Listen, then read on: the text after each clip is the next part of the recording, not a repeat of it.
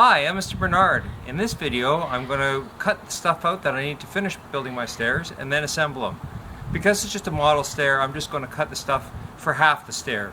Because I only have one stringer.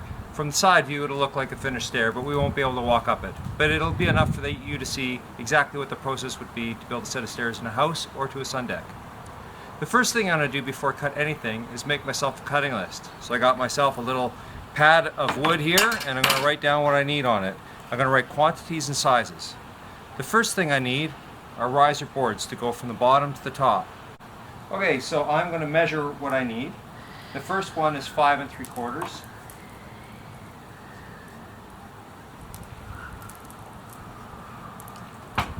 The next 1, 2, 3, 4 are all the same, and they're 7 3/8, which is the unit rise. 4, 7 3/8, and I'm just going to label them on my cutting list as risers. At the top of my stair, I'm going to need a board here to hang my stringer.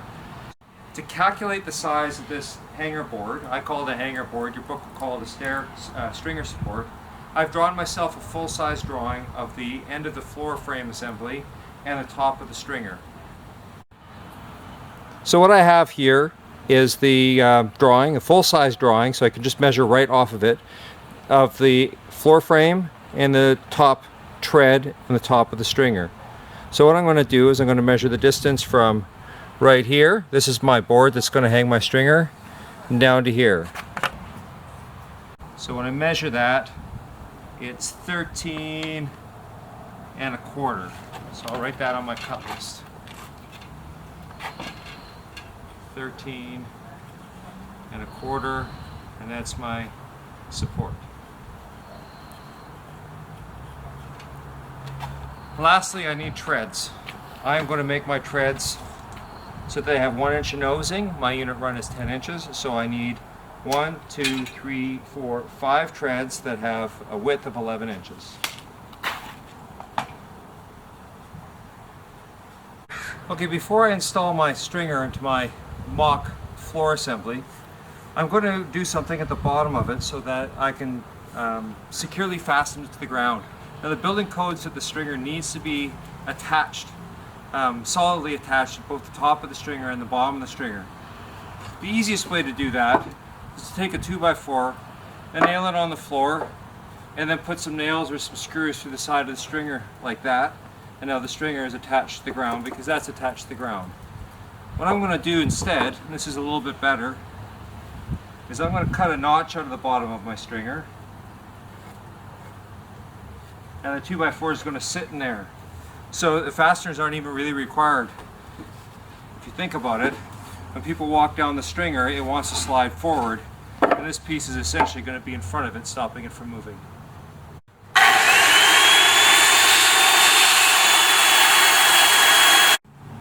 So I use the handsaw to finish the cuts just like I did when I cut the notches for the stringers, so that I don't have an overcut there. What we have here is a mock-up of the edge of a floor frame. This would be the header, that's the subfloor. The stringer is going to go in here somewhere like so, and this piece of plywood is going to represent the bottom floor.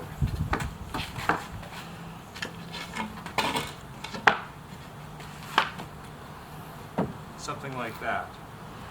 These pieces are going to represent the treads, and I've got some shorter pieces to represent the risers. So the first thing I want to do is I'm going to put a stringer support board on the back of the stringer so that I can attach it to the edge of the floor frame. To do all this work, I'm going to use some screws. The best screws to do this would be framing screws or deck screws. They got a nice strong shank on them, and the nice thing about screwing things together is that the screws pull the wood nice and tight to each other and they don't loosen themselves. The downside of screws is that the metal is a little bit harder than it is in a nail, and so any movement in the screw can actually snap the screw. Generally speaking, I think the best thing for the stringer support would be nails because of that flexibility, and the best thing for the treads is screws so that the wood can't loosen and cause squeaks later on.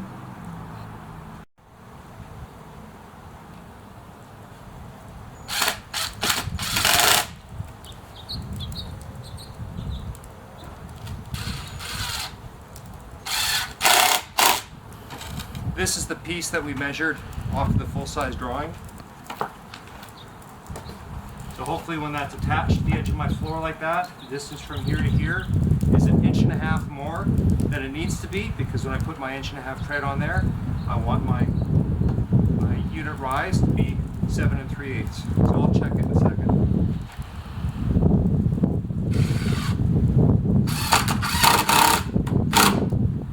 I know it's not going to fall down now, so I'm going to measure this. It should be 7 3/8, which is the unit rise, plus 1.5 inches. 7 3/8 plus 1.5 inches is 8 7/8. So it's 8 7/8, so I've got what I want. Down at the bottom, to support the stringer, I'm going to take the piece of wood that I cut to fit in that notch,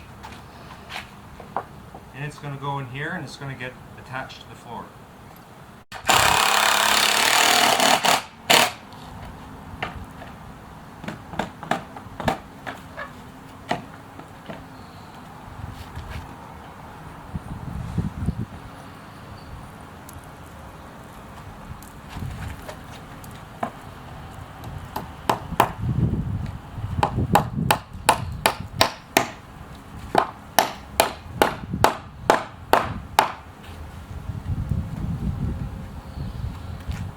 Okay, when you're building stairs, generally speaking, you start at the bottom and work your way up. So I'm going to put the first riser on, and the tread, riser, tread, and so on.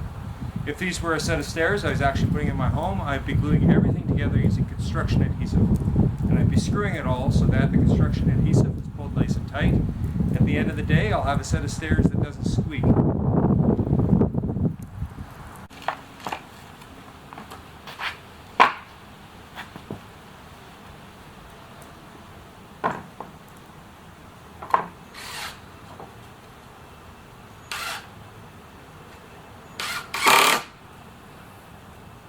There's my first riser. The next thing I have to do is put the riser here on so that it gets attached like that. This riser is going to get fastened to the back of this tread, and this tread will be supported at the back then and also the front by the riser boards.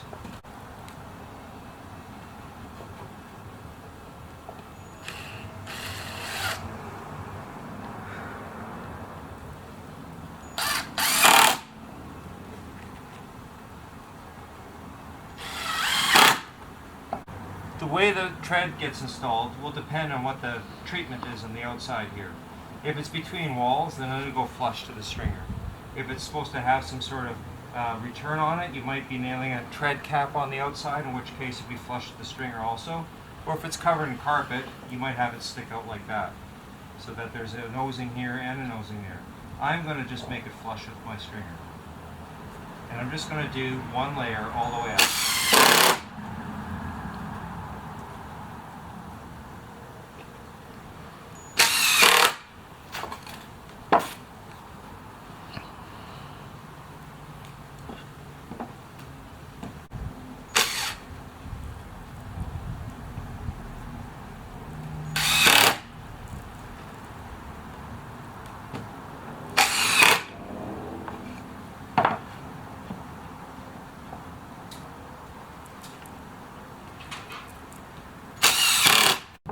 Okay, here's the last tread.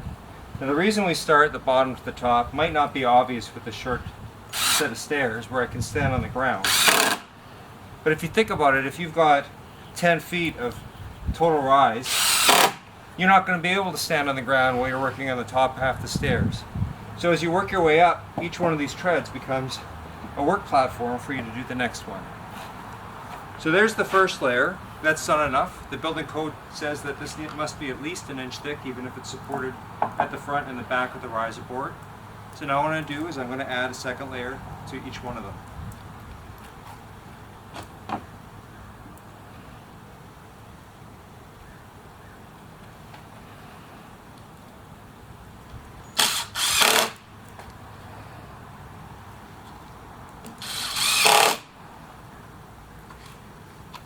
Now again, if these were a permanent set of stairs, everything would be glued.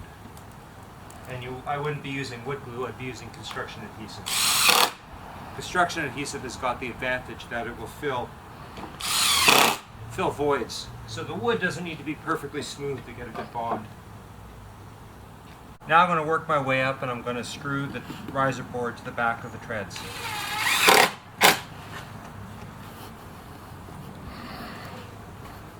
Now as I complete these, I just want to point out that this is kind of the bare minimum for a set of residential stairs. Depending on the quality of the finish that you're going to apply to it, these stairs can get very, very complicated, and there's some excellent videos on YouTube that show how to build solid wood stairs with beautiful end caps and railings that are going into the treads. I'll post links down below in the description.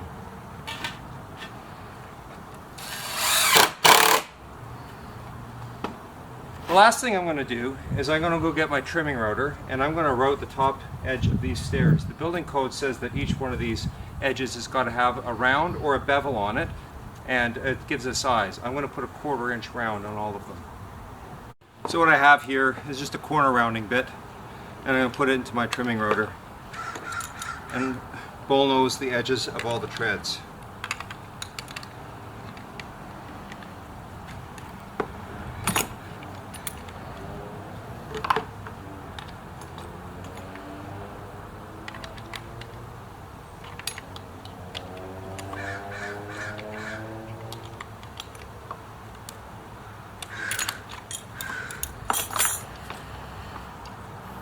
Just going to set it up so that I just get the round part of the bit. Check to make sure that it's off. Always check to make sure a router's off before you plug it in. If you plug it in and it's on, it'll start jumping all over the place, and the instinct is to grab it. People have been hurt that way.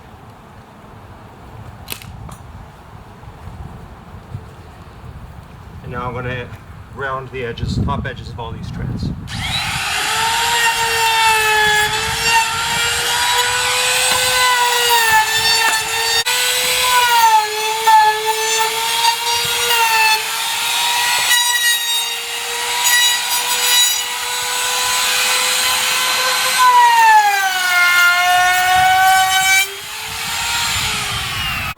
So that's the construction sequence for a set of stairs in a residential setting. These stairs obviously would have to be covered by something. This construction would work fine if you wanted to have a solid wood surface on everything, just so long the thickness of the solid wood that we were putting on the top floor, the bottom floor, and the treads was the same. And in fact, that would make the effective thickness of the tread thicker. And you could, when you put that decorative surface on it, you could do whatever edge treatment you wanted onto the end. You could also cover this with carpet or tile. If you're going to build these upstairs, outside, to go to a sun deck, the big differences would be that there would be no riser boards typically on an exterior set of stairs, and the treads would be made out of solid lumber. Usually 2x6s works really nice. They're wide enough that they don't rock, and it's easy to fasten them to the stringers, and they're skinny enough that they don't warp like crazy. Back in the day, carpenters used to do interior stairs with solid lumber, often a 2x10 with a 2x2 nail to the edge. I don't think that's a good idea. I think that that's too unstable and results in squeaks, and I highly recommend that even though solid lumber treads are still allowed, the plywood gets used for every set of stairs. It results in a far higher quality project. I hope this has been helpful, and I'll see you again.